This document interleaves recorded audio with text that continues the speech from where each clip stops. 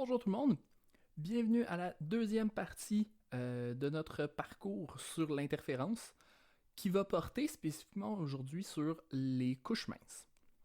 Une couche mince, ça a une signification assez large. On va voir c'est ce qui explique notamment les couleurs qu'on peut observer sur des taches d'huile, les formes particulières qui se forment à la surface des bulles de savon, ou encore, et de façon très très importante, c'est un phénomène qui trouve énormément d'applications en optique. Si jamais il y en a parmi vous qui s'intéressent à la photographie ou au cinéma, on va faire une petite parenthèse à la fin pour discuter un petit peu de ça.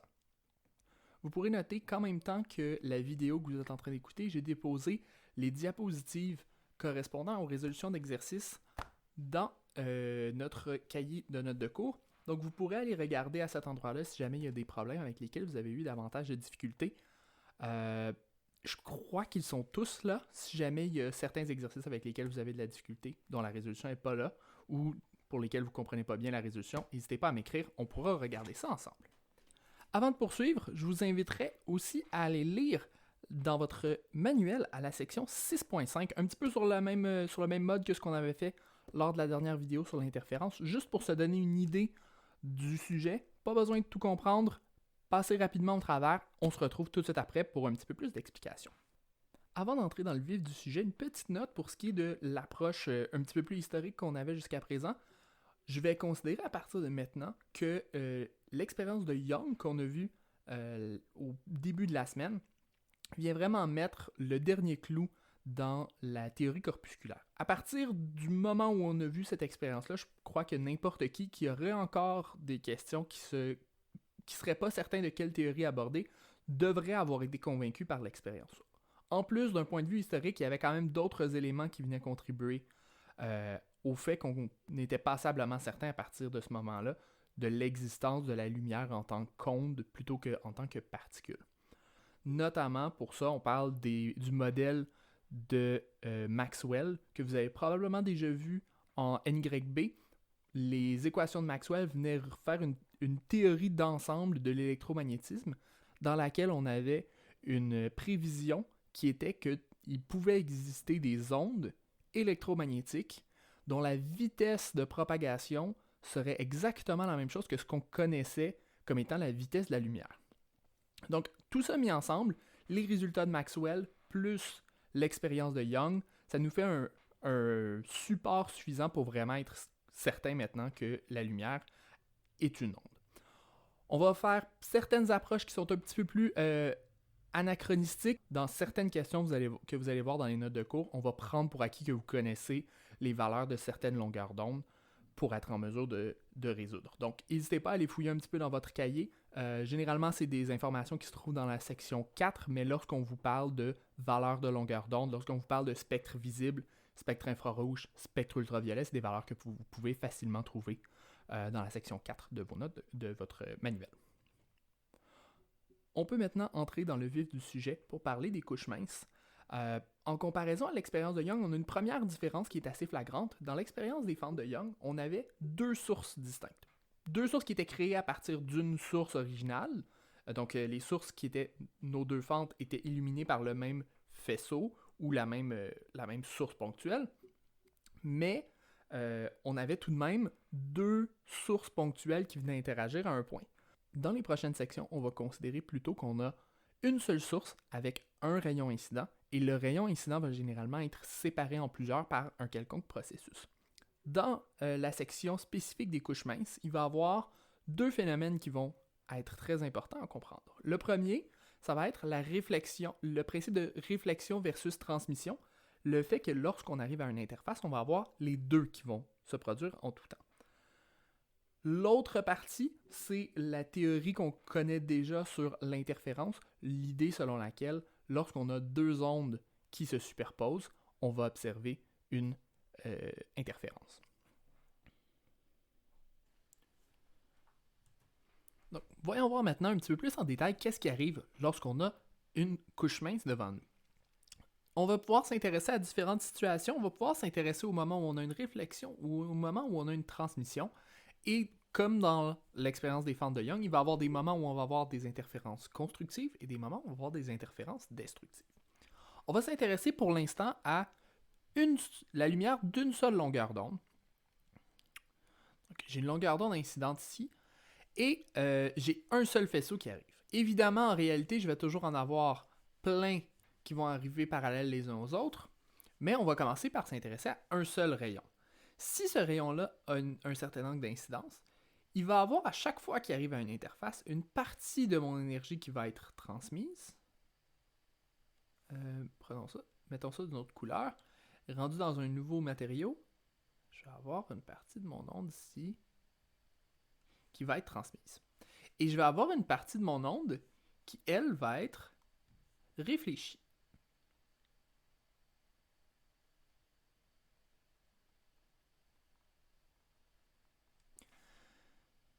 Et ça va arriver à chaque fois que je vais avoir une interface. Je vais toujours avoir une partie de mon onde qui est réfléchie, une partie de mon onde qui est, on va mettre ça de l'autre couleur, une partie de mon onde qui est transmise. Donc, ma puissance incidente va être séparée en deux parties qui ne seront pas nécessairement égales. Dans certaines situations, je vais avoir énormément de lumière qui va être transmise, très peu qui va être réfléchie. Dans d'autres situations, je vais avoir énormément de lumière qui va être réfléchie et pratiquement pas de lumière qui va être transmise. Ce phénomène-là va se répéter à chaque fois que j'ai une interface. Donc, non seulement j'ai ça à ma première interface ici, mais je vais également avoir une partie de ma lumière qui va être réfléchie lorsque ma lumière va arriver à mon deuxième interface. Même si tous mes matériaux sont transparents, je vais avoir une partie qui va avoir été réfléchie ici, et encore une fois, une partie qui va être transmise. En réalité, j'aurai encore une petite partie de ma lumière qui serait ici réfléchie, et ainsi de suite. Mais à chaque fois, l'amplitude de la réflexion devient de plus en plus faible. Donc, comme première approximation, on va considérer seulement les deux premières ondes. Seulement la première réflexion est celle qui a été réfléchie au fond de notre couche mince. Généralement, ce qu'on va appeler la couche mince, ça va être la section ici. Cette section-là va avoir une épaisseur donnée. Ici, on va l'appeler E, comme c'est fait dans votre cahier. Et ce qui va m'intéresser, c'est le fait que je vais avoir une interaction entre mon onde incidente ici et l'onde qui a été entre mon onde réfléchie en fait sur mon première interface et l'onde réfléchie sur mon deuxième interface. Comme dans l'expérience des fentes de Young, ma deuxième onde ici va avoir parcouru une distance supplémentaire. Ici, on est dans une situation où on a grandement exagéré les angles ainsi que l'épaisseur de la couche. En général, on va pouvoir faire comme approximation que la distance parcourue en plus par mon onde bleue va correspondre à simplement 2 fois l'épaisseur. Ça ici, ça va être la différence de parcours parce que j'ai une onde ici qui est arrivée, qui a simplement fait la réflexion, et une onde qui est passée jusqu'au fond et qui est revenue, donc qui a parcouru 2 fois l'épaisseur en distance supplémentaire. Ici, j'ai ma différence de marche qui va contribuer à mon interférence, qu'elle soit constructive ou destructive. Mais j'ai un deuxième phénomène dont on parle également dans le cahier, qui est le fait que à chaque fois que j'ai une réflexion, ici ou ici, je vais avoir la possibilité d'avoir une réflexion dure ou une réflexion molle. Regardons ça ici, là, appelons ça N1, N2. Si j'ai N1 plus grand que N2, je vais avoir ce qu'on considère une réflexion molle.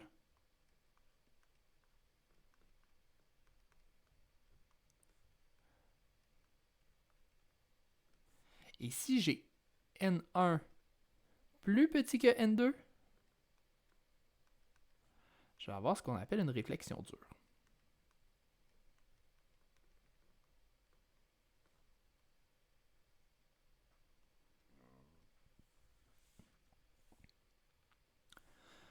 Lorsque j'ai une réflexion molle, vous vous rappellerez que mon onde est réfléchie du même côté de la corde. C'est ce qu'on voyait quand on avait les ondes mécaniques. Donc, je n'avais aucun déphasage supplémentaire qui était introduit. Mon déphasage était égal à 0. Mon déphasage de réflexion.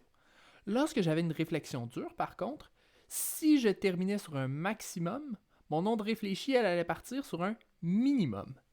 Donc, pour représenter ça, on va dire qu'il y a un déphasage supplémentaire qui est introduit, qui est égal à pi, lorsque j'ai une réflexion dure. Donc, si ici, mon onde s'en vient, arrive sur un sommet, et que j'ai une réflexion molle, elle va repartir sur un sommet. Si j'ai une réflexion dure et que j'arrive sur un sommet, eh bien, je vais repartir dans un creux. Donc ça va être ma deuxième contribution, ça va être la contribution des réflexions à chacun de mes interfaces que je vais devoir considérer.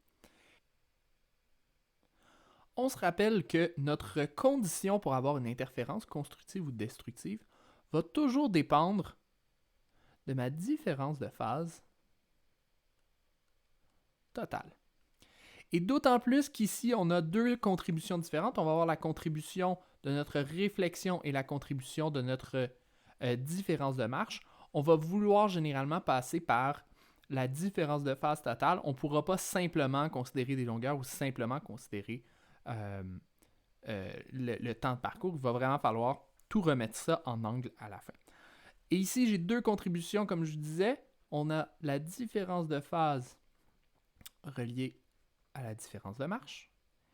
Et on a la différence de phase reliée à nos réflexions. On va les regarder un à un. La différence de phase reliée à mon déplacement, reliée à ma différence de marche ici, on peut la calculer relativement facilement. On connaissait déjà la relation différence de phase sur 2π doit être égale à la différence de marche sur lambda. Ici, je suis dans un matériau quelconque, un matériau dans lequel je vais avoir une longueur d'onde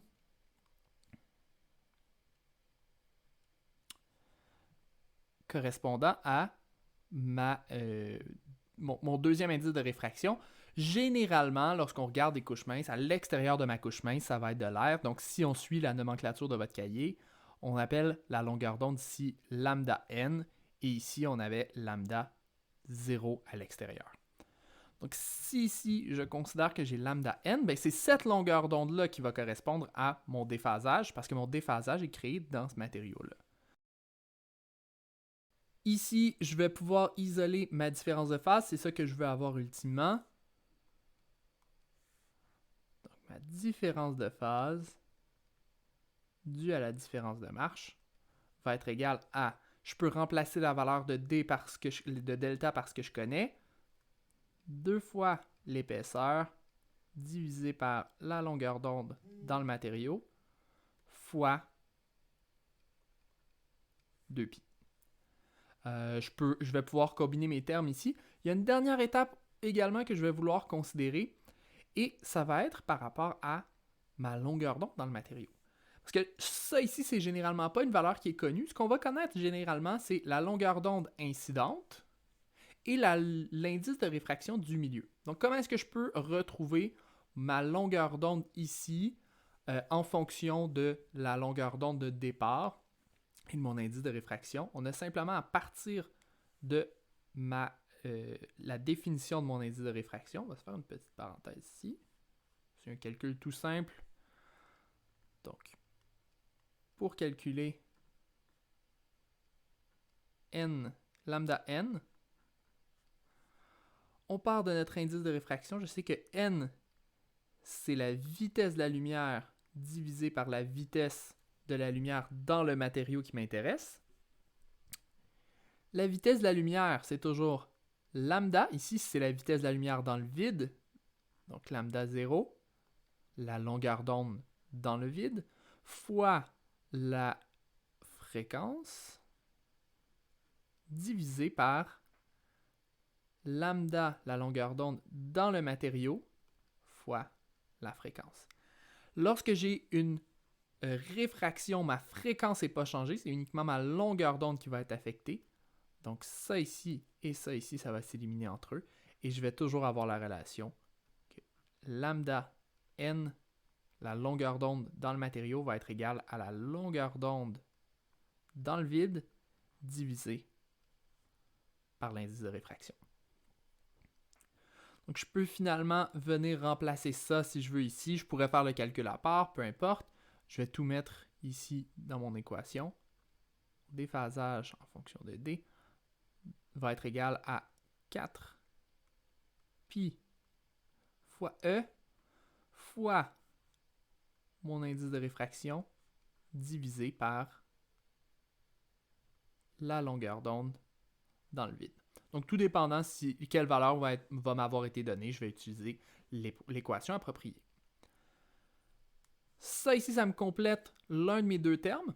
L'autre terme va être encore plus simple à résoudre. On a juste à se référer à notre dessin et se dire, c'est quoi mes situations possibles? J'ai 4 cas possibles. Je peux avoir une réflexion dure ici, une réflexion dure ici, une réflexion molle avec une réflexion molle, ou avoir molle dure, dure molle. Mais tous ces cas-là reviennent un petit peu du pareil au même, ou plutôt à 2 cas différents. Si j'avais une réflexion dure ici et une réflexion dure en bas, ce que je viens de faire, c'est qu'à chaque fois que j'ai une réflexion, j'ajoute 2π. Si bien que mon onde en rose ici va avoir eu un ajout de π qui va y avoir été fait, et mon onde en bleu va avoir eu un ajout de π également. Donc la différence entre cette onde-ci et cette onde-ci devient 0. J'ai ajouté la même chose aux deux.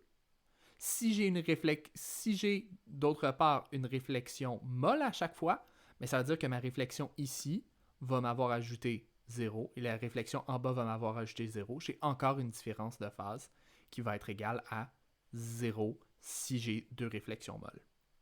Il faut garder en tête ici que chaque fois que j'ai une transmission, je ne peux pas avoir un déphasage supplémentaire introduit pour une transmission.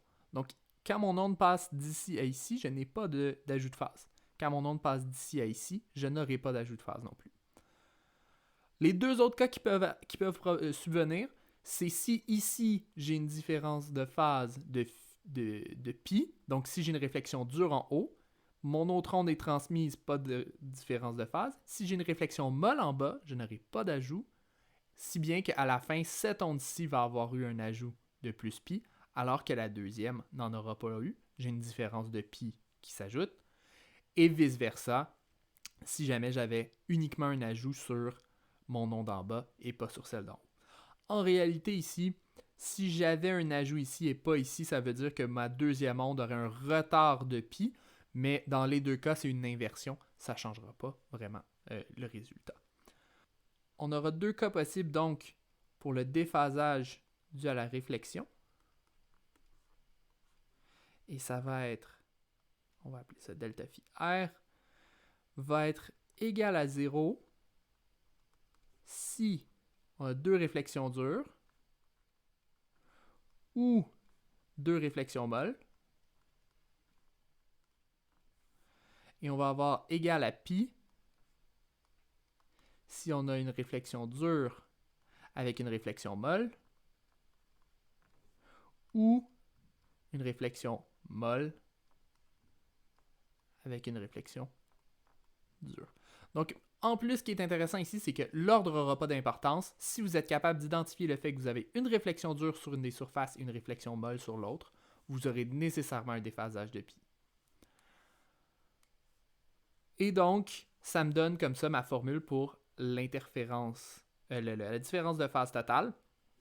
Et pour résoudre un problème, il nous resterait simplement à déterminer c'est quoi le cas qui m'intéresse ici. Est-ce que je suis en train de chercher une situation d'interférence constructive ou d'interférence destructive? Donc, on va aller regarder ici. Si je cherche, petit rappel là, pour de l'interférence constructive,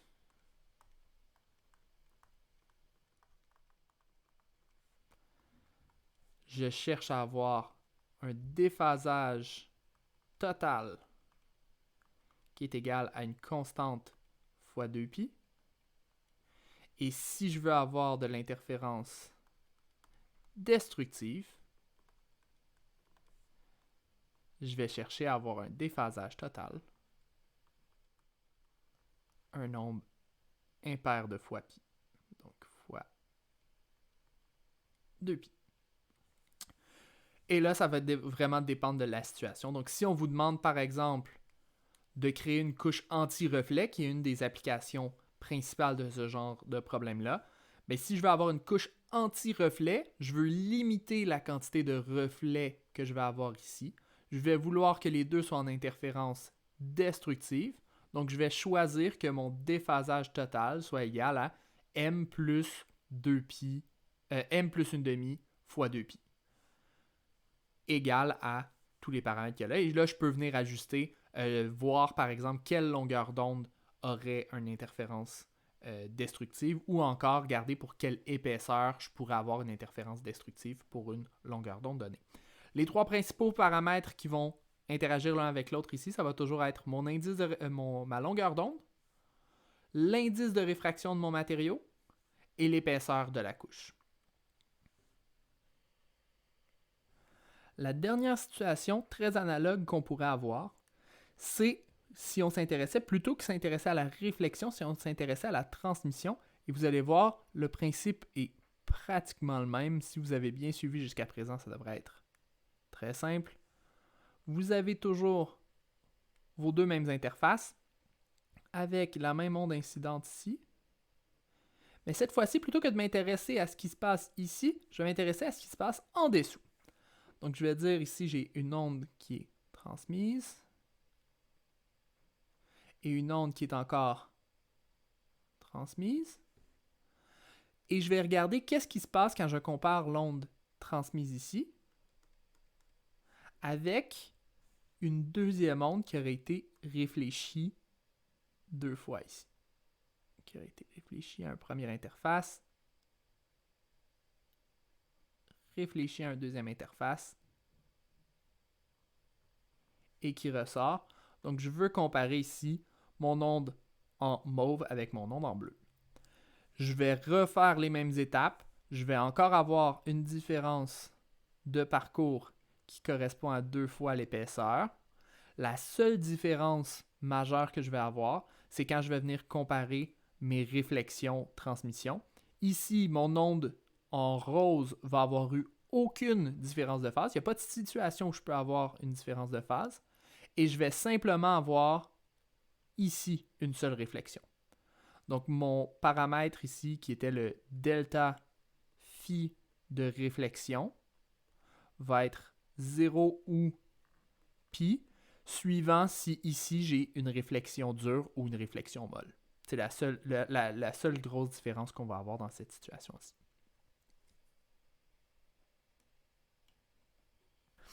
Donc, j'espère que ça a éclairci un petit peu votre compréhension du phénomène de couche mince et de ses applications. Maintenant, je vous avais promis une petite parenthèse sur la photographie et les vidéos.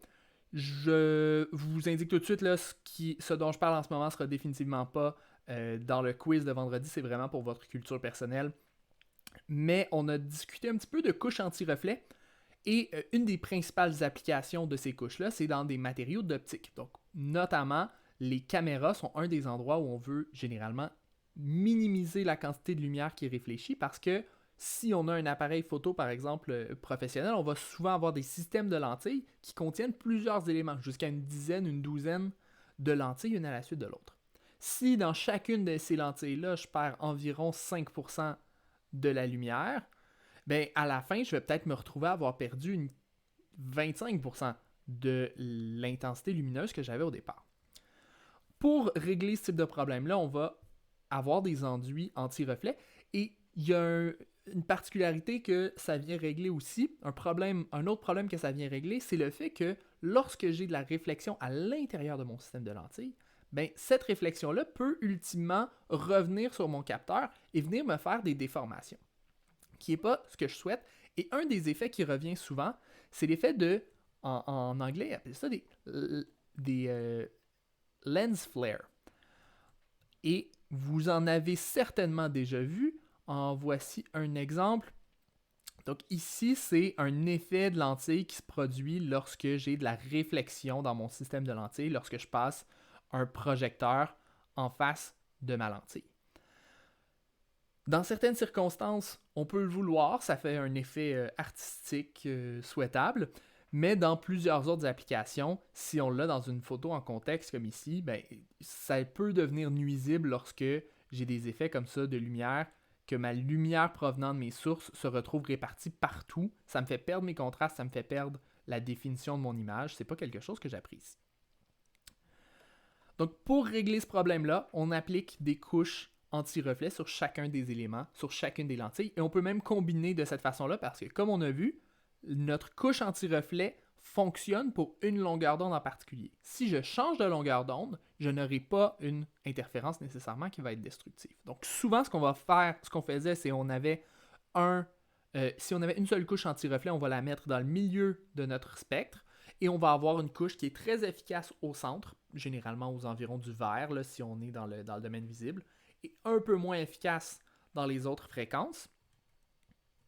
Mais les technologies d'aujourd'hui nous permettent également d'avoir une superposition de plusieurs couches anti-reflet. Donc on aurait une couche anti-reflet qui fonctionnerait particulièrement bien pour le rouge, alors qu'une autre fonctionnerait particulièrement bien pour le violet. Et comme ça, on est en mesure d'aller couvrir l'ensemble du spectre lumineux et d'éviter les reflets de n'importe quelle couleur.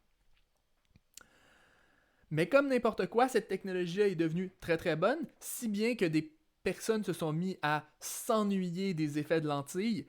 Et une des personnes qui est reconnue pour ça, c'est, si vous avez déjà vu ces films, J.J. Abrams, le réalisateur des films Star Trek et de certains Star Wars, qui a été même critiqué par ça. Il était en entrevue dans un festival de films et les gens lui ont dit tu trouves pas que tu y vas un petit peu fort avec tes effets de lentilles, parce que des gens avaient compté le nombre d'effets de lentilles qu'il faisait et il y en avait absolument partout. Je vous ai mis en lien sur la page Moodle du cours un décompte, quelqu'un qui a fait une vidéo YouTube où il décompte l'ensemble des effets de lentilles dans le dernier Star Trek. Je crois que c'est le premier ou le deuxième, là, je ne suis pas certain. Et il y en a plusieurs centaines. À la fin, il arrive à un décompte total de 721 effets de lentilles comme ça, qui sont supposés être des accidents. Donc 721 fois, on a forcé un accident à arriver.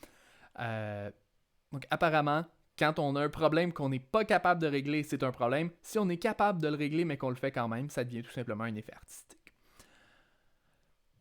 C'est tout pour moi pour aujourd'hui sur les couches minces. Avec ce qu'on a vu aujourd'hui, vous devriez être en mesure de faire tous les exercices qui portent sur cette section-là. On se retrouve en début de semaine prochaine pour les dernières petites notes par rapport au principe d'interférence et on va pouvoir commencer la diffraction. Bonne fin de semaine!